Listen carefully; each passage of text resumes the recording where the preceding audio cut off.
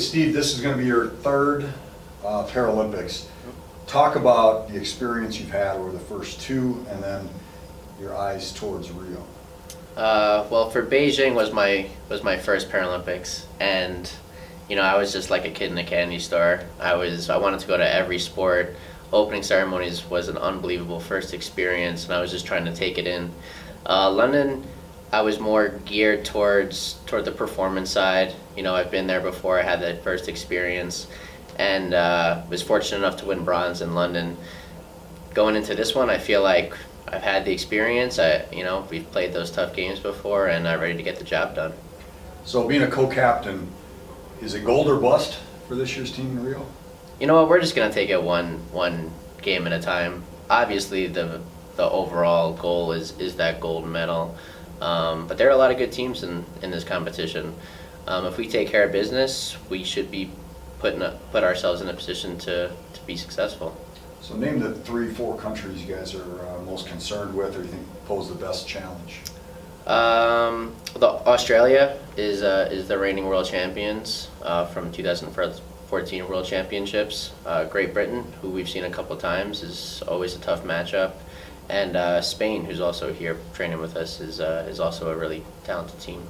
So you've seen a lot within the Paralympic movement, certainly with NWBA, and even the growth over the last 8 to 10 years. Talk about that and the evolution of being part of it. We've had a good core group of guys come through this high performance program since about Athens. We've been through battles together, we've won together, we've lost together, and in each situation it's helped us grow. It's put us in a position to be very successful in Rio, and we're just looking forward to getting there. So what's the key when you're building a nucleus of a team, obviously, especially in a team sport, that camaraderie, and even sort of the X factor on the chemistry? What does this team have that you see going into Rio, maybe that may have been missing from a past team? Or Well, I think you mentioned it, that camaraderie. The difference between this team, other teams have had some great individual players. This team, it's all team first. Guys want to fight for each other, not just for themselves. We think that that's going to be a major strength going into this competition. I think we're just a closer team than all these other countries, and we'll see where it leads us. What's the biggest strength you think you personally bring to the team? Obviously, leadership has got to be one. You wouldn't be co-captain if you weren't, but talk a little bit about that. Yeah, I think it's my leadership and my experience. I'm one of the veterans of from the guys. Been to a couple Paralympics before, know what it's all about. Know that the competition rises as each game goes throughout those 2 weeks, and hopefully that I can just get the best out of all of our players and lead them in the right direction. A little bit about your background. Take us back where you got your start, when you saw that road sort of gravitate towards wheelchair basketball. I actually didn't start playing wheelchair basketball until I was about 15 years old. I had my accident when I was 11 months old, so I've been paralyzed for a number of years. My parents raised me like I didn't have a disability. I had my able-bodied friends. I got in trouble just like everyone else. And then when I was about 14, 15 years old, they wouldn't let me compete on my high school club teams with my friends. So I needed an athletic outlet.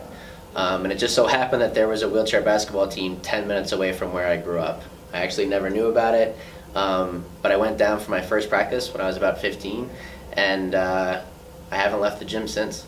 Have you thought about athletics or rugby or any of the other sports, or no? Or you just got love for the ball? No, I'm an athlete at heart. Yeah. After I'm done playing basketball, I would love to dabble in some other sports, downhill skiing or mono skiing, maybe a little tennis. We'll see what happens. But right now, it's all about basketball. Favorite part of the sport for you? Being a part of a team and accomplishing our goals together. I feel like it's the best way to get the best out of each individual player is by doing it, working together. And I wouldn't ask for anything else. Best experience either from Beijing or London?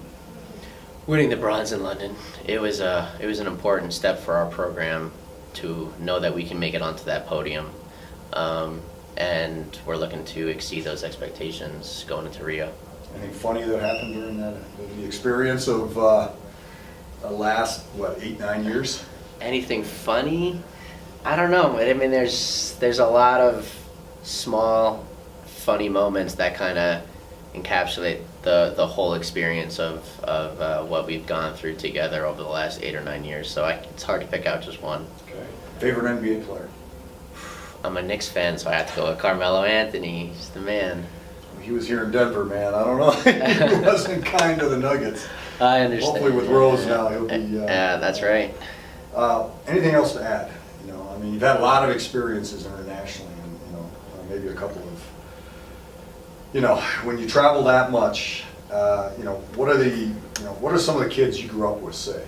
You're traveling the world, and you're playing, and you're going to Rio now, and what do they say? It's been an unbelievable ride. I tell people just to take things day by day, because if you would have told me 10 years ago that I would have been going to 3 Paralympics, already have a bronze medal, and have an amazing chance to win gold in Rio, I wouldn't have believed you. Set your dreams high, because you never know where life will take you. NWBA, roll with us.